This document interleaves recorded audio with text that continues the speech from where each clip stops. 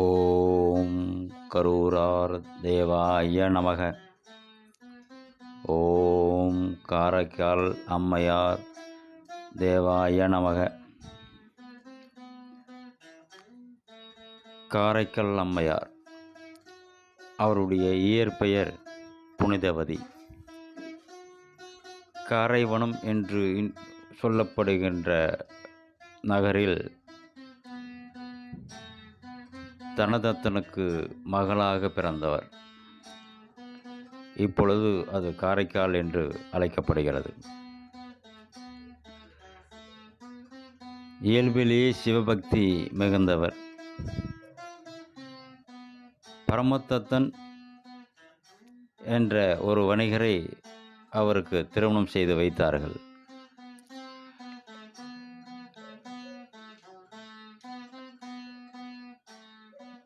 நன்றாக குடும்ப வாழ்க்கை சென்று கொண்டிருக்கும் பொழுது ஒரு நாள் பரமதத்தனுக்கு அந்த வணிக ஸ்தலத்தில் பார்க்க வந்த ஒரு அன்பர் 2 மாம்பழங்களை கொடுத்து சென்றார். அந்த மாம்பழங்களை வீட்டுக்கு கொடுத்து அனுப்பினார் பரமதத்தன். அன்றைக்கு பார்த்து புனிதவதியின் வீட்டிற்கு ஒரு சிவனடியார் உணவருந்த வந்தார். அப்போ அந்த உணவோடு தன் கணவன் கொடுத்து அனுப்பிய மாம்பழத்தில் 2இல் ஒரு மாம்பழத்தை அவர் உண்ண வைத்தார். பின்பு பரமதத்தன் வந்ததுக்கு அப்புறம் அவருடைய சாப்பாட்டிற்கு அவர் கொடுத்து அனுப்பிய அந்த மாம்பழத்தை வைத்து பரிமாறினார். மாம்பழம் ருசியாக இருக்கவே இன்னொரு மாம்பழமும் கொடுத்துருக்கனே, அது கொண்டு வா அப்படின்னு கேட்குறார். அம்மையாருக்கு ஒன்றும் விளங்கவில்லை.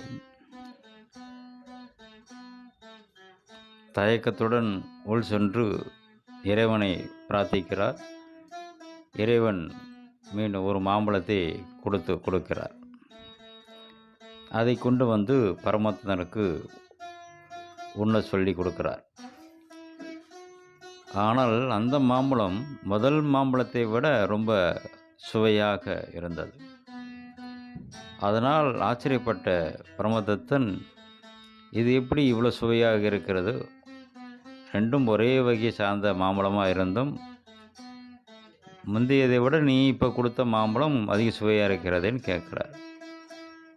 அப்போ நடந்ததை சொல்லுற, இதுமாரி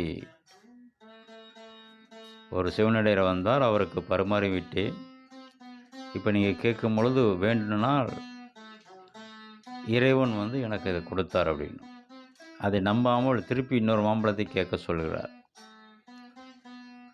திருப்பி வேண்டும் பொழுது இன்னொரு மாம்பழமும் கிடைக்கிறது.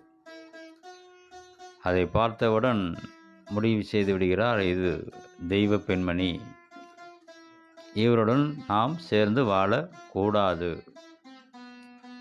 அப்படின்னு சொல்லிட்டு வியாபாரம் செய்வதாக கூறி வெளியேறி விடுகிறார். பின் அவர் அங்கே மதுரையில் ஒரு பெண்ணுடன் திருமணம் செய்து கொண்டு வாழ்ந்து கொண்டிருக்கிறார். இந்த செய்தி தெரிந்து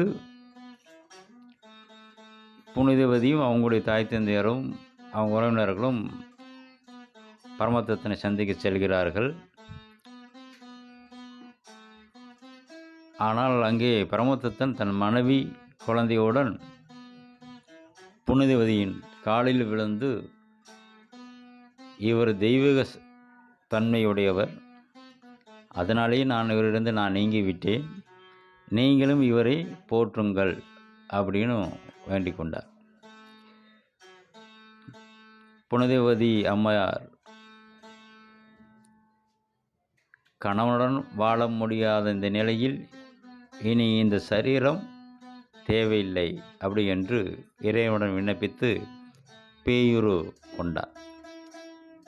அந்த பேயுருவிலேயே எல்லா ஸ்தலங்களுக்கும் சென்றார். கடைசியில் கைலையில் மேலே ஏறும் பொழுது கால் கொண்டு நடக்கக்கூடாது என்று தலையால் நடந்தார். அதை பார்த்த அம்மை, யார் இந்த பக்தை அப்படின்னு கேட்குறார். அப்போ பரமன் சொல்கிறார், என்னுடைய அம்மை அப்படின்ட்டு. இறைவனுடைய வாயால் அம்மை என்று அழைக்கப்பட்டவர். அவ்வளோ ஒரு சிறப்பு. இதில் ஒரு மறைமுகமான சில விஷயங்கள் உண்டு. திருமணம் செய்து திருமண வாழ்க்கையை வாழ முடியாமல், பிள்ளை பேர் இல்லாமல் ஒரு பெண்மணி இருக்கும் பொழுது அந்த மனம் ஏக்கம் இருக்கும் என்று இறைவனே அம்மையே என்று அழைத்து அந்த உயர்நிலையை கொடுக்கிறார். தானே அவருக்கு பிள்ளை என்று அந்த தாய் ஸ்தானத்தை கொடுக்கிறார். உண்மையிலேயே இது ஒரு சிறப்பான விஷயம். பின் அங்கிருந்து இவர் திருவாலங்காடு வருகிறார். திருவாலங்காட்டில் இறைவனுடன் ஐக்கியமாகிறார். அங்கேயே இறைவனுடைய தாண்டவத்தை கண்டு, எப்பொழுதும் உங்களுடைய காலடியில் நான் இருக்க வேண்டும் என்று விண்ணப்பிக்க அதற்கான பதம் கொடுக்கப்பட்டது. நாயன்மார்களிலே 63 நாயன்மார்களே இவர்தான் மூத்தவர். 63 நாயன்மார்கள் இவரும் ஒருவர். இவருடைய பதிகங்களே மூத்த திருப்பதிகம் என்றே அழைக்கப்படுகின்றன. அற்புத திருவந்தாதி, திருவிரட்டமணி மாலை, மூத்த திருப்பதிகம் அப்படின்னு சொல்லி இவருக்கு அழைக்கப்படுகிறது. 11ஆம் திருமுறையாக துவக்கப்பட்டுள்ளது. முதலில் திருவந்தாதி அமைப்பில் பாடல்களை எழுதியவர் அம்மையார். அவ்வளோ சிறப்பு வாய்ந்தது. அதனால தான் அதை 11ஆம் திருமுறையாக வகுத்திருக்கிறார்கள். அம்மையாரை போல் பக்தி நிலை யாருக்கும் கிடையாது. இல்லற வாழ்க்கையில் தாண்டி இறைவன் பதமே முக்கியம் என்று நாட வேண்டும் என்று அறிவுறுத்தப்பட்டுள்ளது. இங்கே ஆண்கள்தான் இறைநிலை அடைந்தவர்கள் என்ற நிலையை மாற்றி முதல் பெண்மணி நாயனாராக அடைந்தவர். இந்த 63 நாயன்மார்களே மொத்தம் 3 பெண் நாயன்மார்கள் இருக்கிறார்கள். 1 காரைக்கால் அம்மையார், 2 மங்கையர்க்கரசி, 3 இசைஞானி.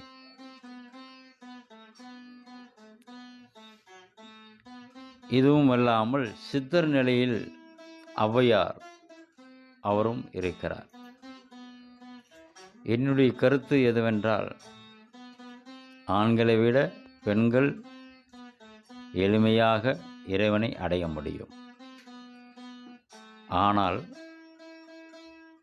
அந்த இறைநிலை நோக்கி நகர்வதில்லை என்பதுதான் வருத்தம். ஓம் கரூரார் தேவாய நமக.